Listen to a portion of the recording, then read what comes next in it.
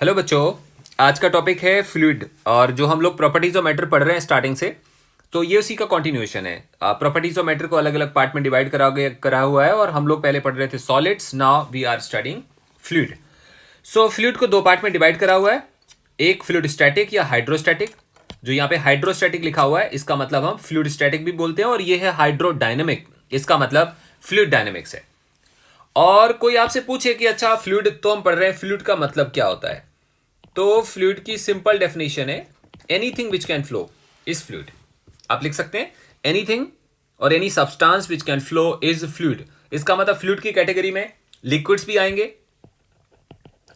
आएंगे, semi solids भी आएंगे। सेमी सॉलिड्स स्लरी एंड अलग अलग चीजें होती हैं जो फ्लो कर सकते हैं, और गैसेस भी आएंगी क्योंकि गैसेस भी फ्लो हो सकती हैं। इसका मतलब फ्लूइड का मतलब केवल लिक्विड नहीं होता, लिक्विड के साथ साथ सेमी सॉलिड भी होते हैं जो फ्लो कर सकें, और गैसेस भी होती है क्योंकि गैसेस फ्लो करती हैं। सो हमने इसके बारे में पढ़ना है। सी यहां पे दो पार्ट में डिवाइड करा हुआ, हाइड्रोस्टैटिक और हाइड्रोडायनेमिक। हम एक साथ दोनों नहीं पढ़ेंगे, हम पहले पढ़ेंगे हाइड्रोस्टैटिक। हाइड्रोस्टैटिक का मतलब हुआ फ्लूइड रुका हुआ है। So we have first part that is the hydrostatic, और we can even say fluid static. आप दोनों में से कुछ भी लिख सकते हैं। इसका मतलब होता है हम स्टडी करेंगे, study of fluid at rest. मतलब इस वाले केस में फ्लूइड भाग नहीं रहा, बस रुका हुआ है। जैसे कंटेनर में पानी भरा हुआ है, यहां पे हम क्या पढ़ने वाले हैं, हमारे पास एक कंटेनर है, इसमें पानी भरा हुआ है, लिक्विड भरा हुआ है, कुछ भी भरा हुआ है। बताओ इसके साथ इसमें डेप्थ पे जाने पे प्रेशर क्या होगा, डिफरेंट शेप की बॉडी में प्रेशर क्या होगा, अगर ये कंटेनर मूव करने लगे तो प्रेशर क्या होगा। मतलब हमने we have to study all about the pressure. हम पढ़ेंगे applications of Pascal's law, Archimedes principle और डिफरेंट चीजें हम इस वाले टॉपिक में पढ़ने वाले हैं। लेकिन हम इसमें क्या मान के चल रहे हैं कि लिक्विड मूव नहीं कर रहा, बस ये कंटेनर में भरा हुआ है। भरा हुआ लिक्विड अपनी कैसी प्रॉपर्टीज को शो करता है, that we have to study. एक पार्ट होता है जिसमें हमसे बोला जाता है कि फ्लूइड एक्सर्ट्स थ्रस्ट। मतलब थ्रस्ट हम लोग ये टॉपिक पढ़ते हैं। आपको याद होगा जब हम लोग थ्रस्ट पढ़ते थे सॉलिड्स के केस में, तो हम लोग कहते थे कि हमारे पास हम लोग ऐसे पढ़ते थे कि मान लो हमारे पास एक पाइप है और इसमें से लिक्विड निकल रहा है, और जब ये लिक्विड निकलेगा, मान लो ये दीवार है, ये वॉल है, इसके ऊपर जब लिक्विड टकराएगा यहाँ पे, तो हम लोग कहते थे इसके ऊपर थ्रस्ट फील होगा। थ्रस्ट का मतलब होता है कोलिजन की वजह से किसी भी सरफेस के ऊपर फोर्स का लगना। जैसे आपको याद होगा रॉकेट, हम लोग सबसे फैमिलियर एग्जांपल ये रॉकेट है। इसमें से जब गैसेस निकलती हैं बर्न होके नीचे को, तो इस रॉकेट के ऊपर थ्रस्ट लगता है रिएक्शन के फॉर्म में। सो एक्चुअली जब रॉकेट के नोजल में से गैस निकलती है, तो रॉकेट इन गैसेस पे धक्का लगाता है नीचे की तरफ, और ये गैसेस रिएक्शन के फॉर्म में धक्का लगाती हैं ऊपर, जिसको हम थ्रस्ट बोलते थे। बट सेम चीज हम थ्रस्ट कहां पे पढ़ने वाले, लिक्विड के केस में। तो ऐसे देखो आप कि हमारे पास एक कंटेनर है जो लिक्विड से भरा है पूरी तरह से। तो इस पर्टिकुलर टाइम पे कुछ ना कुछ तो टेम्परेचर होगा, क्योंकि ये लिक्विड भरा है तो रूम टेम्परेचर होगा। रूम टेम्परेचर पे कोई तो टेम्परेचर होगा, 25 डिग्री, 30 डिग्री और एनी डिग्री। उस पर्टिकुलर टेम्परेचर की वजह से मॉलिक्यूल्स में थर्मल वेलोसिटीज होती हैं। थर्मल वेलोसिटी का मतलब टेम्परेचर की वजह से वेलोसिटी। लेट अस सपोज कि ये वाला मॉलिक्यूल है। अब ऑब्वियस सी बात है, सॉलिड तो नहीं है ना। अगर सॉलिड होता तो मॉलिक्यूल यहीं पे रहता, यहां वाइब्रेट करते रहता। बट ये लिक्विड है, तो ये मॉलिक्यूल हर जगह रैंडम डायरेक्शन में भाग रहा होगा। क्या करेगा ये मॉलिक्यूल, यहां पे जाएगा, टक्कर मारेगा इस वाले सरफेस पे, और टक्कर मार के दोबारा से लौट के आएगा। इस वाले प्रोसेस में मोमेंटम में चेंज आएगा। किसके मोमेंटम में चेंज आएगा, इस मॉलिक्यूल के मोमेंटम में चेंज आएगा। तो इस वाली दीवार पे एक तरह का थ्रस्ट फील होगा, तो हम कह सकते हैं इधर आएगा थ्रस्ट, ये thrust by liquid molecules on wall. और इसी को हम फोर्स नाम देंगे। हमें मालूम है बेटा थ्रस्ट का मतलब फोर्स होता है ना, एक तरह का फोर्स है। तो इसका मतलब इस वाली दीवार पे एक तरह का फोर्स फील होगा। किसकी वजह से, लिक्विड की वजह से। इस दीवार का या इस वाले सरफेस का अपना कुछ एक एरिया होगा। हम मान लेते हैं इधर वाला एरिया है ए के इक्वल, तो प्रेशर आएगा, और वो प्रेशर कितना होगा, फोर्स डिवाइडेड बाय एरिया। एक और बात देखो, ये लिक्विड के मॉलिक्यूल यहां भी तो थ्रस्ट लगाएंगे। यहां थ्रस्ट क्यों लगाएंगे, यहां भी तो टक्कर कर रहे होंगे। अगर यहां भी टक्कर करेंगे तो इनके ऊपर भी फोर्स लगेगा नीचे को, और इसका भी एरिया कुछ होगा ए और ए डैश एनीथिंग। फोर्स को हम एफ डैश मान लेते हैं, तो यहां भी प्रेशर आएगा कितना, एफ डैश अपॉन ए डैश। मतलब कॉरेस्पॉन्डिंग वॉल पे लगने वाला force divided by area is called pressure. अगर हम इस थ्रस्ट के कंसेप्ट को समझते हैं तो एक बात समझ में आती है कि यहां भी प्रेशर आएगा, फिर साइड वॉल पे भी प्रेशर आएगा, इस साइड वॉल पे भी, मतलब जहां जहां लिक्विड किसी वॉल के कांटेक्ट में होगा वहां पे प्रेशर आएगा। वो अलग बात है कि यहां डिफरेंट प्रेशर होगा, यहां डिफरेंट प्रेशर होगा, बॉटम पे सबसे ज्यादा प्रेशर होगा, लेकिन हर जगह प्रेशर आएगा। और किस वजह से आएगा? वो थ्रस्ट की वजह से आएगा। एक और पॉइंट होता है, वो पॉइंट ये होता है कि अगर हमारे पास ये वॉल है और इसमें लिक्विड भरा हुआ है, तो कोई आपसे पूछता है कि डायरेक्शन ऑफ फोर्स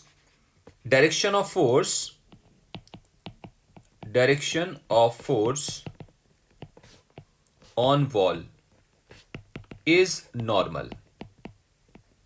ये मैं क्या लिखवा रहा हूं आपको कि जब भी किसी दीवार के ऊपर फोर्स लगेगा, मान लो यहां पे फोर्स लगेगा, वो हमेशा नॉर्मल होगा। आप इमेजिन करो कि जब ये मॉलिक्यूल टकरा रहे हैं तो मोमेंटम में चेंज किस डायरेक्शन में आएगा?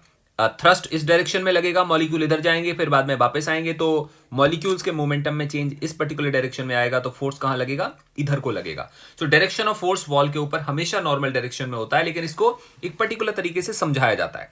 आप इमेजिन करो, इसी कंसेप्ट को हमने समझना है। तो हमारे कंटेनर में लिक्विड भरा हुआ है यहां तक।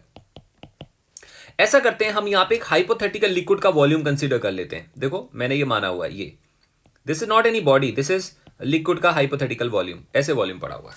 परफेक्ट है। हम एक बार को इमेजिन कर लेते हैं। हम इमेजिन ये करते हैं कि जो लिक्विड होगा, ये बाकी का लिक्विड इस वॉल्यूम के ऊपर टक्कर मारेगा। अंडरस्टैंड करो, हम लोग देखना चाह रहे हैं कि लिक्विड के ऊपर फोर्स की डायरेक्शन या किसी भी सरफेस पे फोर्स की डायरेक्शन कहां पे होती है। तो अगर हम इस वाले वॉल्यूम को कंसीडर करें, तो यहां वाले जो लिक्विड के मॉलिक्यूल हैं वो इस वाले वॉल्यूम पे टक्कर करेंगे, और हमने ऐसा मान लिया कि ये वाले मॉलिक्यूल इस वाली वॉल पे इधर को फोर्स लगाते हैं। एक बार को हम ऐसे कंसीडर कर लेते हैं। अगर ये इधर को फोर्स लगा रहे होंगे तो ये नॉर्मल डायरेक्शन है।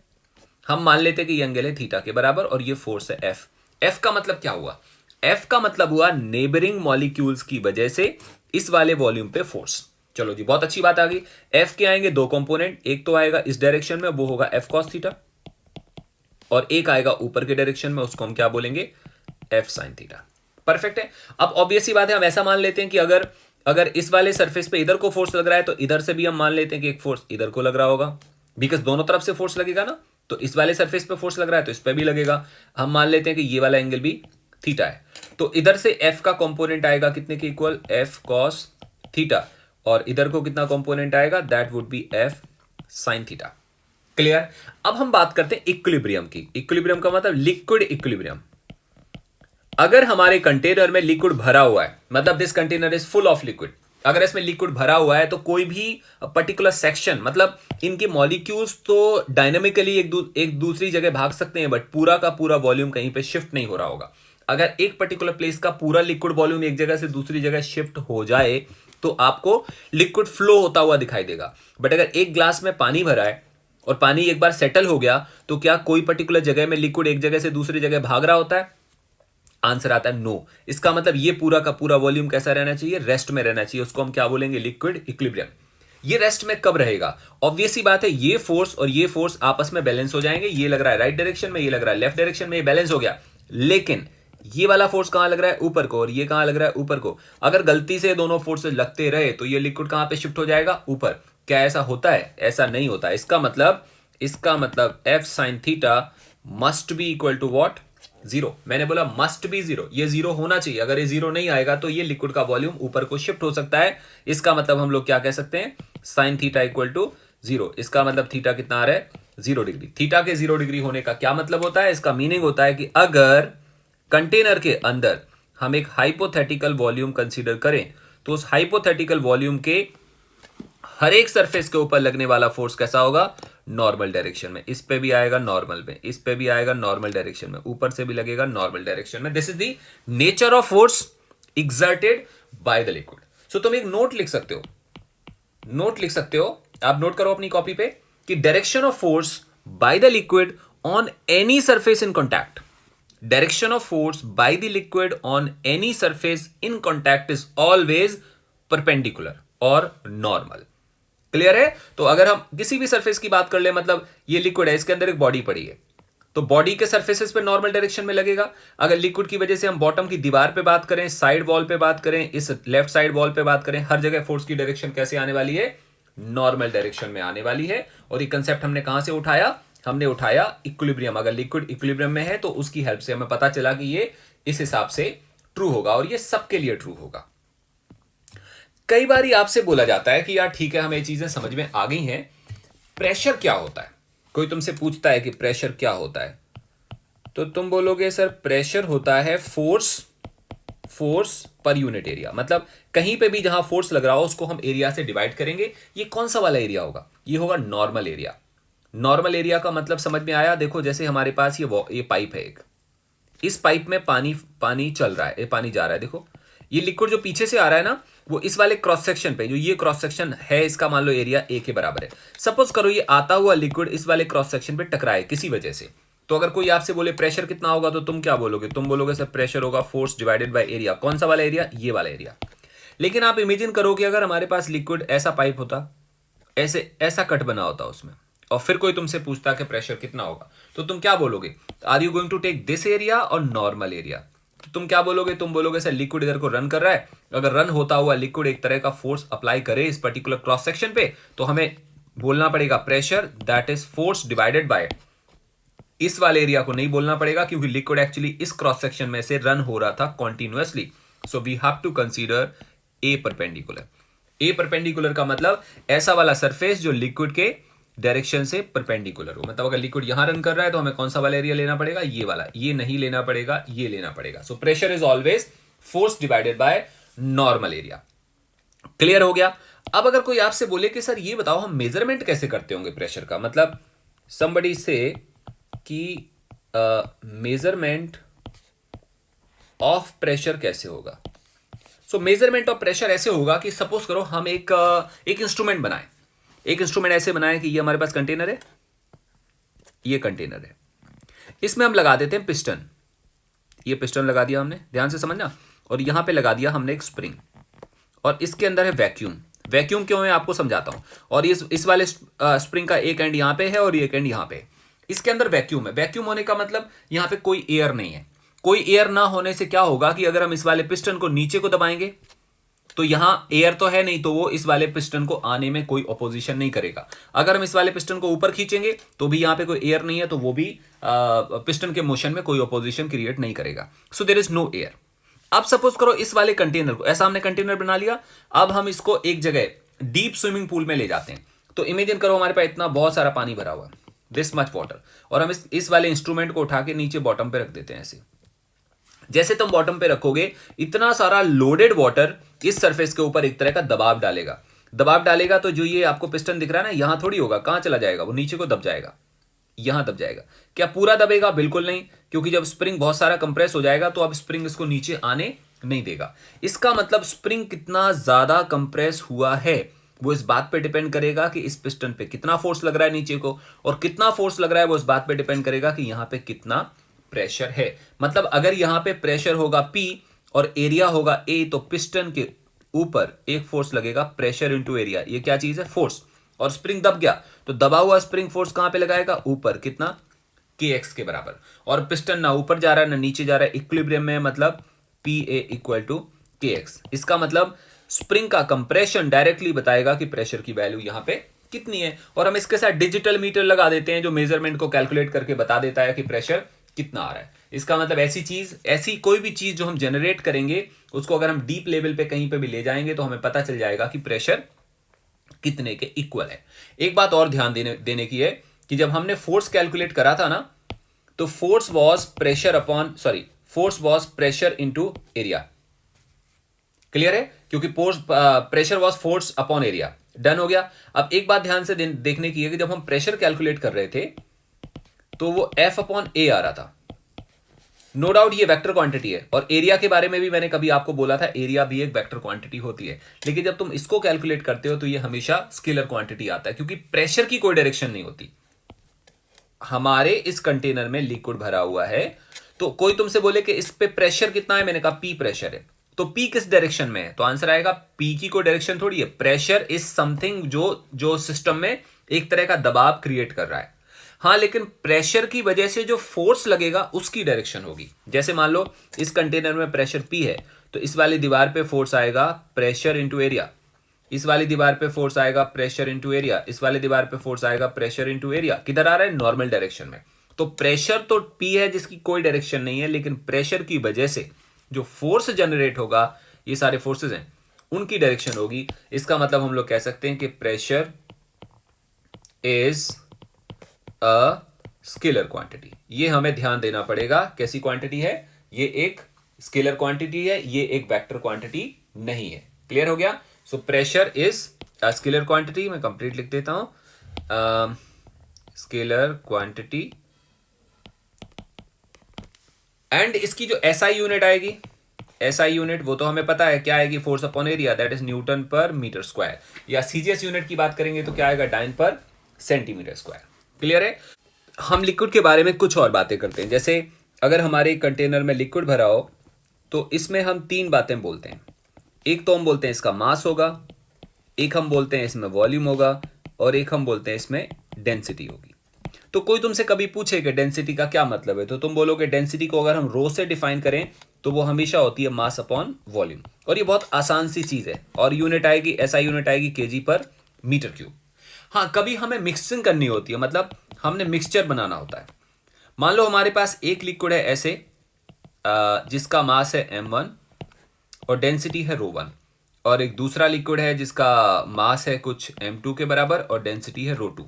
कोई बोले कि रो मिक्सचर निकालो, कोई आपसे बोल सकता है कि मिक्सचर की डेंसिटी निकालो, तो तुम क्या बोलोगे यार? तुम बोलोगे मिक्सचर की डेंसिटी का मतलब हुआ total mass upon total volume. Clear ना? बिकॉज मिक्सचर की जब हम बात करें तो इंडिविजुअल बात नहीं कर रहे, हम टोटल बात करें, total mass and total volume. Now this is equal to what is total mass? Total mass आएगा m1 plus m2 upon total volume क्या आएगा, इसका वॉल्यूम प्लस इसका वॉल्यूम। इसका वॉल्यूम कितने के इक्वल आएगा?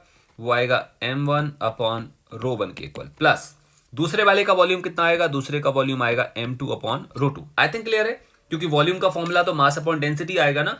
तो जब हम इसके मास की बात करेंगे तो ये और ये दोनों ऐड कर दिया, इसका वॉल्यूम निकालेंगे और हम ऐसे कुछ डिवाइड कर देंगे तो हमारे पास डेंसिटी ऑफ मिक्सचर आ जाएगा। कई बार आपसे ऐसे पूछा जा सकता है कि हमारे पास एक लिक्विड है या दो लिक्विड्स हैं, उसमें से एक लिक्विड का मास तो हमें गिवन है m1 और वॉल्यूम गिवन है v1। वहां पे पहले वाले केस में डेंसिटी गिवन थी, अब क्या गिवन है? अब हमें वॉल्यूम गिवन है। इसका मास है m2 और वॉल्यूम है v2। अब कोई आपसे बोले डेंसिटी ऑफ मिक्सचर निकालो, तुम फिर से क्या बोलने वाले हो? Total mass upon total volume, that is m1 plus m2 is total mass divided by v1 plus v2। ये बहुत आसान सा कंसेप्ट हो गया।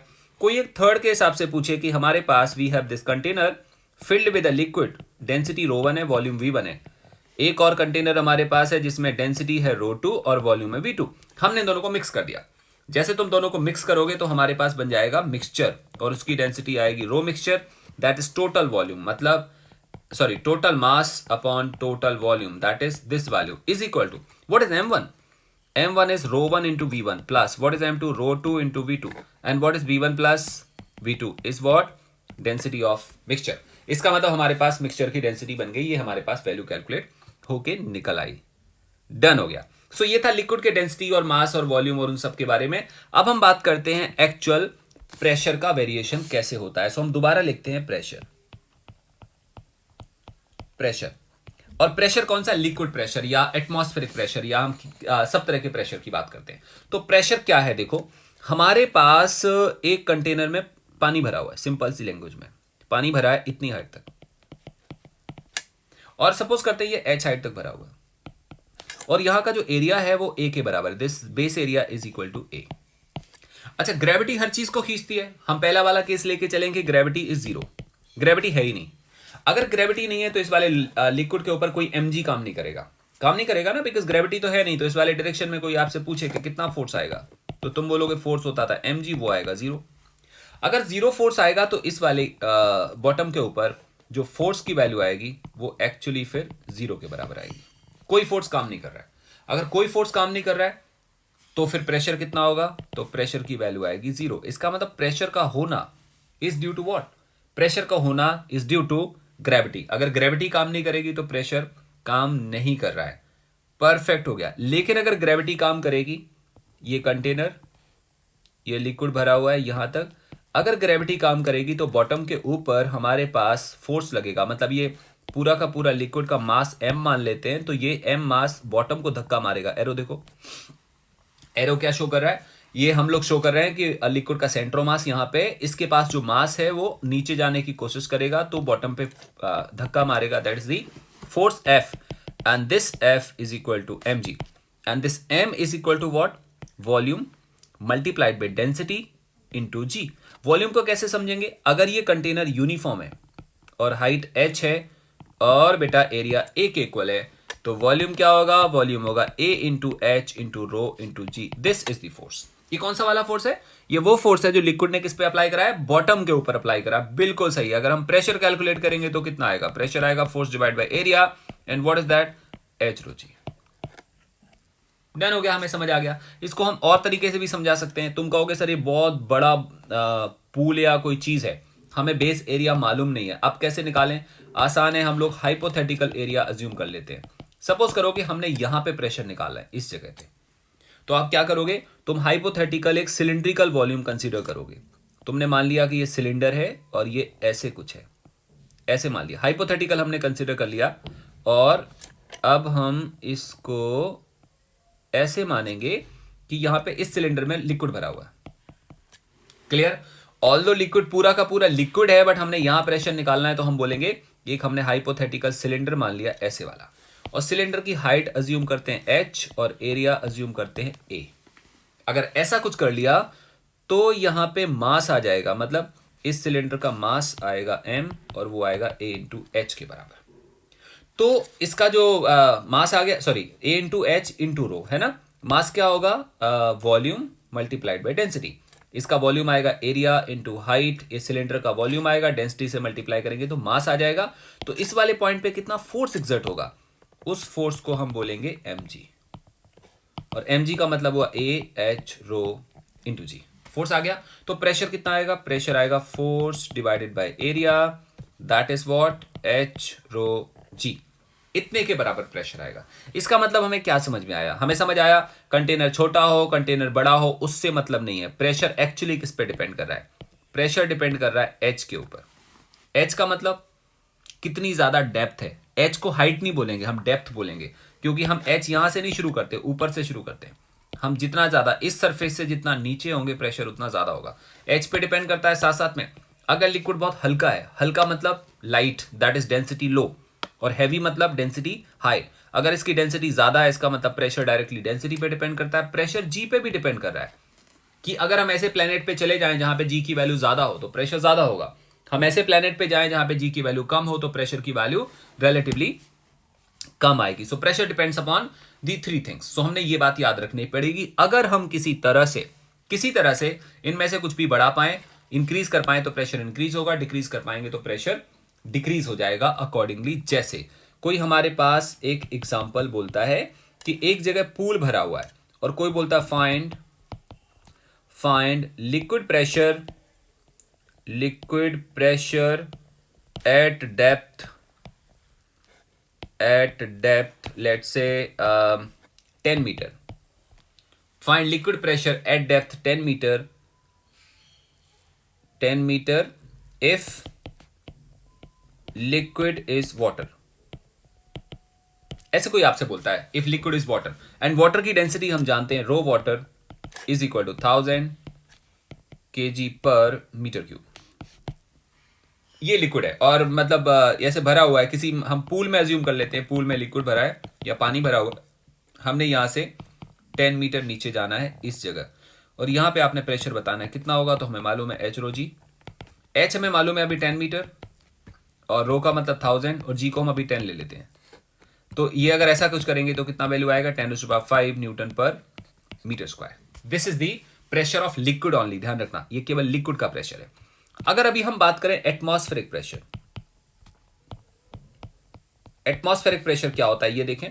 तो ये हमारा प्लेनेट है और इसके ऊपर बहुत सारी एयर है, यहां पे डेंस एयर होती है, यहां पे डेंसिटी थोड़ी कम और कम और कम और कम, जैसे जैसे ऊपर जाते हैं डेंसिटी कम होती जाती है। बट एक बार को हम एवरेज डेंसिटी मान लें, अंडरस्टैंड करना, एक बार को हम मान लें कि एवरेज डेंसिटी है एयर की। कंसेप्ट को समझने के लिए बता रहा हूं मैं आपको।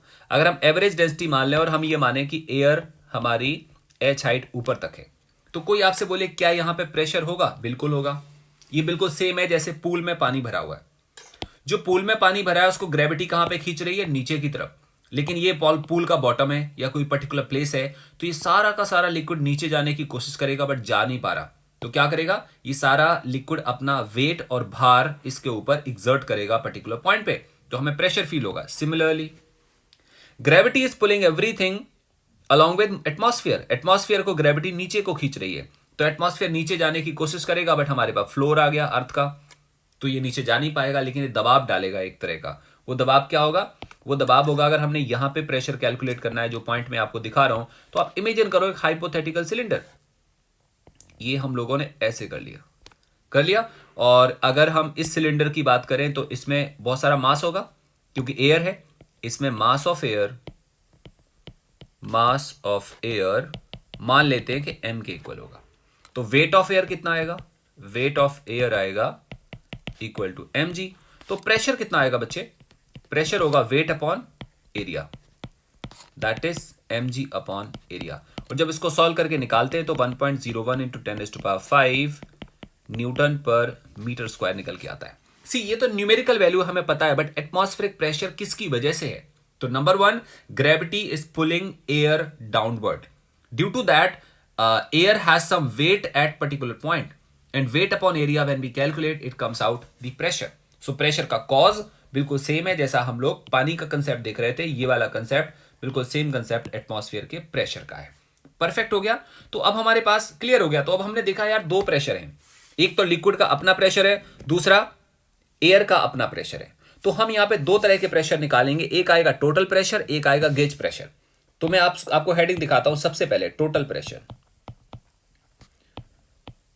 टोटल प्रेशर का क्या मतलब हुआ, टोटल प्रेशर का मतलब हुआ इट इज टोटल प्रेशर, आप लिख सकते हैं, मैं नहीं लिखवा रहा, it is total pressure inside liquid including atmosphere, including atmosphere. जैसे मैं आपको एग्जांपल समझाता हूं, ये हमारे पास एक कंटेनर है, इसमें लिक्विड भरा हुआ है, कोई आपसे बोलेगा कि यहां पे प्रेशर बताओ इस पर्टिकुलर पॉइंट पे, तो आप क्या बोलेंगे, आप बोल सकते हैं कि सर सपोज करो ये h डेप्थ है, अच्छा इसके ऊपर वैक्यूम तो है नहीं ना, एयर है, और एयर का खुद का प्रेशर कितना होगा, P0 के बराबर। P0 को हम क्या बोल रहे हैं, एटमॉस्फेरिक प्रेशर। पानी के सरफेस पे एटमॉस्फेयर है, वो एटमॉस्फेयर लिक्विड को नीचे को दबाने की कोशिश कर रहा है और उसका प्रेशर कितना है, P0। तो आप इमेजिन करो अगर तुम यहां पे खड़े होगे तब भी तुम्हें कुछ प्रेशर तो फील हो रहा है ना, यस हो रहा है, कितना, P0। अगर तुम पानी के अंदर जाओगे अब कितना प्रेशर फील हो रहा है, और ज्यादा का मतलब यहां टोटल प्रेशर कितना होगा, ये वाला प्लस लिक्विड का। तो अगर कोई हमसे बोलता है कि इस वाले पॉइंट पे टोटल प्रेशर बताओ, तो तुम बोलोगे सर P नेट आएगा, P0 तो होगा plus h rho g. So we have these two pressure, मतलब एटमॉस्फेरिक प्रेशर भी आएगा और h रो जी भी आएगा, इसको हम बोलते हैं नेट प्रेशर। मतलब नेट प्रेशर का मतलब एटमॉस्फेयर को इंक्लूड करना है। एक होता है gauge pressure. Gauge pressure, gauge pressure क्या होता है कि अगर हम किसी पर्टिकुलर पॉइंट पे प्रेशर निकालें, जैसे इसी लिक्विड की बात करें, कोई बोले यार यहां पे प्रेशर बताओ लेकिन हमें केवल लिक्विड के प्रेशर की जरूरत है, तो इसका मतलब हुआ गेज प्रेशर को कैसे समझते हैं, गेज प्रेशर होता है एटमॉस्फेरिक को हटा के जो बचता है, दैट्स कॉल्ड गेज प्रेशर। मैं आपको क्लियर करता हूं, गेज प्रेशर को हम लिख देते PG is equal to always P net minus P atmosphere. I think आप समझ पा रहे हो, जैसे इस वाले लिक्विड के अंदर हमने P नेट निकाला, इतना आया, बट हमने केवल लिक्विड का बताना है, एटमॉस्फेयर की बात नहीं करनी, तो आप इसको हटाना पड़ेगा। कैसे हटाओगे, P0 माइनस P एटमॉस्फेयर करोगे तो वो P लिक्विड आ जाएगा। Clear, so this is the gauge pressure. Perfect हो गया, बहुत अच्छी बात है। अगर हम एटमॉस्फेयर को हटा देंगे तो गेज प्रेशर बन जाएगा। जैसे यहां पे h डेप्थ है, कोई आपसे बोले कि यहां पे गेज प्रेशर बताओ, तो कितने के इक्वल आएगा, that is only h rho जी। इसमें हम लोग एटमॉस्फेयर की बात नहीं कर रहे हैं। तो अब अगर हम कुछ छोटे छोटे पॉइंट देखें, पॉइंट ये देखें कि जो P नेट होता है, P net can never be negative, isn't it. Net pressure कभी भी नेगेटिव नहीं हो सकता, नेट प्रेशर कभी भी नेगेटिव नहीं हो सकता, क्योंकि या तो प्रेशर, नेट प्रेशर या तो जीरो होगा या होगा नहीं, मतलब जीरो होगा या जीरो से ज्यादा होगा, बट नेट का नेगेटिव का कोई सेंस नहीं बनता। तो यहां पे क्या लिखा, P net can never be negative, it can be zero, मतलब P नेट की वैल्यू जीरो हो सकती है। इसका क्या मतलब है, इसका मतलब है एब्सोल्यूट वैक्यूम। एब्सोल्यूट वैक्यूम का मतलब, जैसे मान लो हमारे पास एक कंटेनर है, इसमें हवा का कोई मॉलिक्यूल नहीं है, मतलब air molecule zero, zero molecule होगा। अगर कोई भी मॉलिक्यूल नहीं होगा, इसका मतलब यहाँ पे मॉलिक्यूल नहीं है, तो कोई टक्कर नहीं हो रही है, कोई कोलिजन नहीं हो रहा, कुछ नहीं हो रहा, तो प्रेशर की वैल्यू क्या आ रही है? 0। लेकिन अगर हमारे पास एक सिलेंडर हो, उसमें अगर एक मॉलिक्यूल भी बच जाएगा तो 0 प्रेशर नहीं आएगा। क्लियर? इसलिए हम ऐसी वाली चीज को क्या बोलते हैं? Absolute vacuum. तो नेट प्रेशर कभी भी नेगेटिव नहीं हो सकता, नेट प्रेशर 0 हो सकता है। हाँ, gauge pressure can be negative. Gauge pressure क्या हो सकता है? नेगेटिव हो सकता है। मैं आपको एग्जांपल देता हूं। Example, P atmosphere is equal to 10 power 5 newton पर metre square and pressure inside a cylinder is 10 power 6 newton पर मीटर स्क्वायर। फाइंड, समझना ध्यान से, एटमॉस्फेरिक प्रेशर कितना है? 10 पावर 5 न्यूटन पर मीटर स्क्वायर। ये तो क्लियर हो गया। और pressure inside a cylinder is 10 power 6 newton पर मीटर स्क्वायर। जब भी ऐसे लिखा होता है ना, प्रेशर इनसाइड अ सिलेंडर, इसका मतलब ये टोटल प्रेशर होता है। कोई आपसे बोलेगा find number 1 point P net, आपको ये फाइंड करना है। नंबर 2 पॉइंट पी गेज, आपको ये फाइंड करना है। तो जब आपसे कहा जाएगा सॉल्यूशन में कि फर्स्ट पॉइंट फाइंड करो पी नेट, तो तुम बोलोगे सर वो तो ऑलरेडी गिवन है, क्योंकि सिलेंडर के अंदर टोटल कितना प्रेशर दिया हुआ है? टोटल प्रेशर दिया हुआ है 10 पावर 6, तो हम लोगों ने लिख दिया 10 पावर 6, खत्म हो गया। कोई आपसे बोलता नहीं अब पी गेज बताओ, गेज प्रेशर कितना होगा? तो हम लोगों ने ऑलरेडी पढ़ रखा है P net minus P atmosphere and that equal to 10 power 6 minus 10 power 5।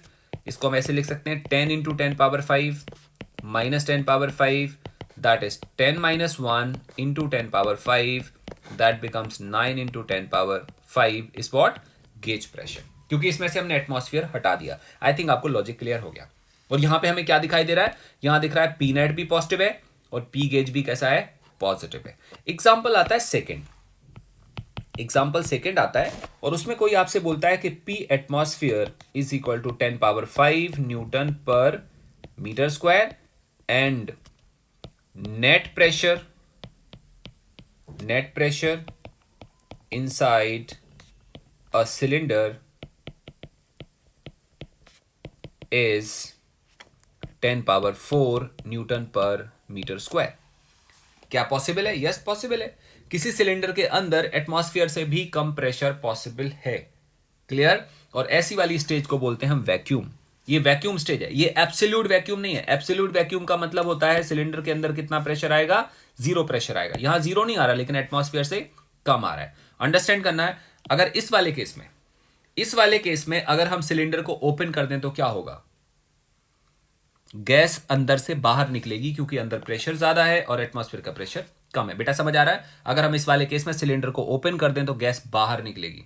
इस वाले केस में, जो दूसरा वाला केस है, इस वाले केस में एटमॉस्फेयर का प्रेशर है 10 power 5, net pressure inside cylinder is this. इसका मतलब सिलेंडर के अंदर टोटल प्रेशर बाहर वाले प्रेशर से कम है। क्या होगा अगर तुमने ऐसे वाले केस में सिलेंडर ओपन कर दिया? तो गैस बाहर से अंदर की तरफ जाएगी। और बाहर से अंदर जाने का मतलब हुआ अंदर एक तरह की वैक्यूम है। वैक्यूम का ये मतलब नहीं होता कि 0 प्रेशर है। वैक्यूम का मतलब होता है एटमॉस्फेयर से कम प्रेशर है, दैट्स कॉल्ड वैक्यूम।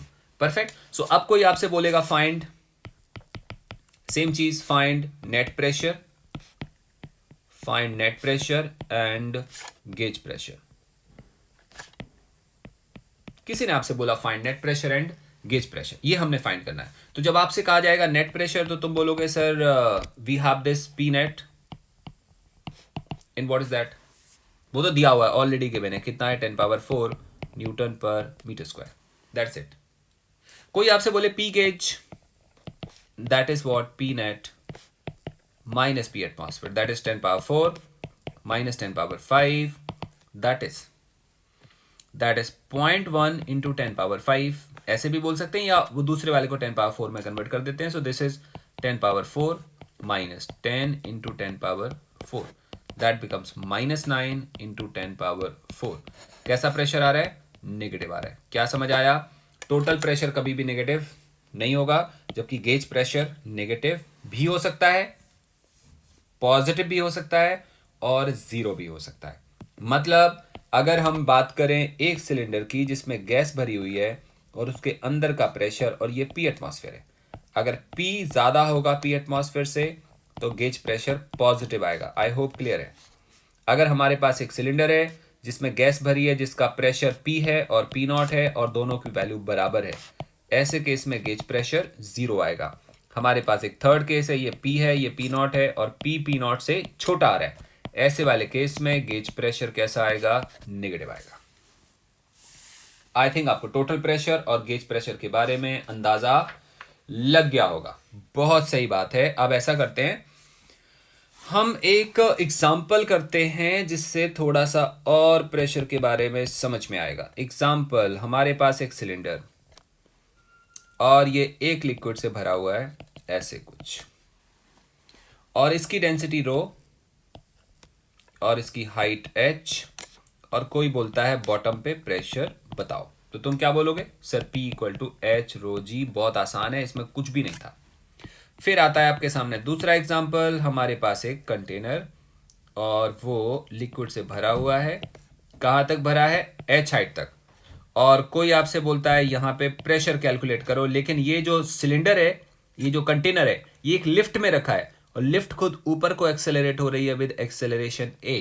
ध्यान से समझो बेटा क्या होगा। अगर ये एक्सेलरेट हो रहा है ऊपर को, तो मैंने आपको क्या समझाया था? मैंने आपसे कहा था कि हम इसको स्यूडो कंसीडर कर सकते हैं। स्यूडो कहाँ पे लगेगा? नीचे लगेगा। इसका मतलब लिक्विड के सेंटर पे जी तो पहले से लग रहा था नीचे, स्यूडो भी नीचे लगेगा और लिक्विड यहां तक भरा हुआ। कोई आपसे बोले अब प्रेशर बताओ, तो आंसर आएगा एच रो, और क्या लिखेंगे हम? जी प्लस ए। आई होप इतना समझ में आ रहा है।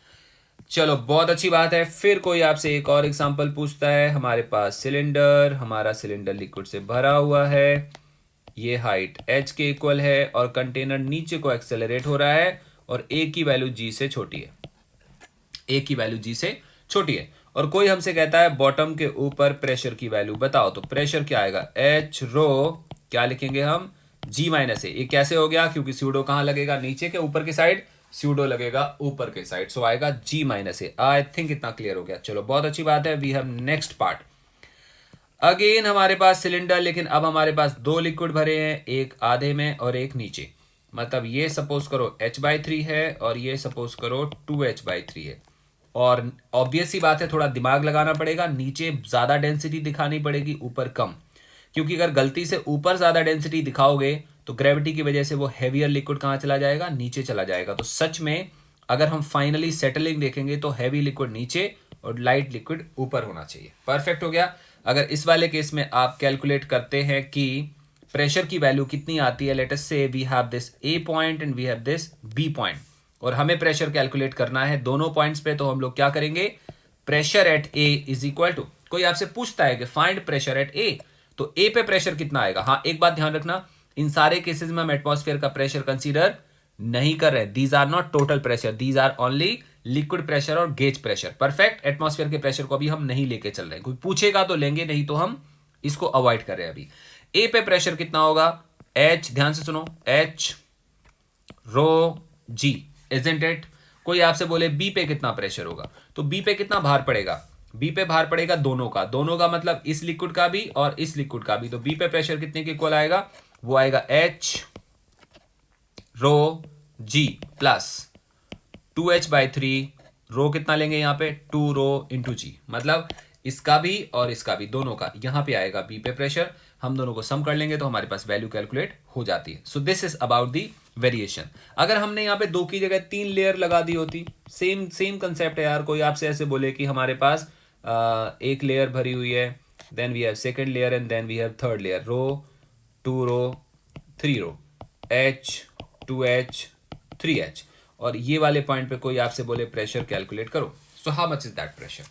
वो प्रेशर होगा इसका, इसका और इसका, तीनों का। ऊपर वाले का प्रेशर कितना जनरेट होगा? That will be H rho G plus middle वाले का 2h 2 रो जी, और लोअर वाले का 3h 3 rho into ji. This would be the total pressure at the bottom.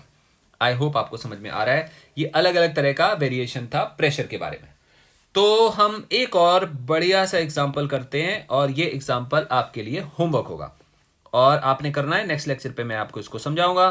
तो हमारे पास मान लो ये कंटेनर है, बहुत ध्यान से सुना, ये कंटेनर सील्ड है, सील्ड मतलब पूरा बंद है, लिक्विड बाहर नहीं भाग सकता, ऐसे कुछ है, ऐसे कुछ है। और इसकी हाइट है मान लो h के बराबर और इसकी लेंथ है l के बराबर, और ग्रेविटी भी काम कर रही है और साथ साथ में हम इसको एक्सेलरेट भी करा रहे हैं, लेकिन एक्सेलरेट करा रहे हैं यहां पे। कुछ समझ आया? कंटेनर को एक्सेलरेट हम राइट में करा रहे हैं, ग्रेविटी भी काम कर रही है, और हम लोग इसको बोलते हैं ए, इसको बी, इसको सी और इसको डी। तुमने बताना है प्रेशर एट ए क्या होगा, प्रेशर एट बी क्या होगा, तुमने बताना है प्रेशर एट सी क्या होगा, प्रेशर एट डी क्या होगा। This is your homework till next class. आपने इसको ध्यान से खुद से करना है, ध्यान रखो, फिर मैं अगले क्लास में इसका सोल्यूशन आपको समझाने वाला हूं। कई बार ऐसे भी होगा, एक और एग्जांपल ले लेते हैं, ये भी आपका होमवर्क होगा। ये हमारा कंटेनर है, लिक्विड से ऐसे भरा हुआ था यहां तक, लेकिन हमने क्या करा है इस वाले, और ध्यान रखना ये सील्ड नहीं है, ये ओपन है, हमने इसको एक्सेलरेट कराना शुरू करना है। तुमने बताना है लिक्विड का शेप कैसा होगा, ऊपर वाला सरफेस ऐसे ही होगा कि डिफरेंट होगा, और उसके अंदर हम प्रेशर कैसे कैलकुलेट करेंगे, उसके अंदर हम प्रेशर कैसे कैलकुलेट करेंगे, ये तुमने सारा कुछ बताना है। इसको हम लोग नेक्स्ट लेक्चर पे करने वाले हैं। सो आज के इस लेक्चर में इतना। थैंक यू सो मच बेटा, बाय बाय।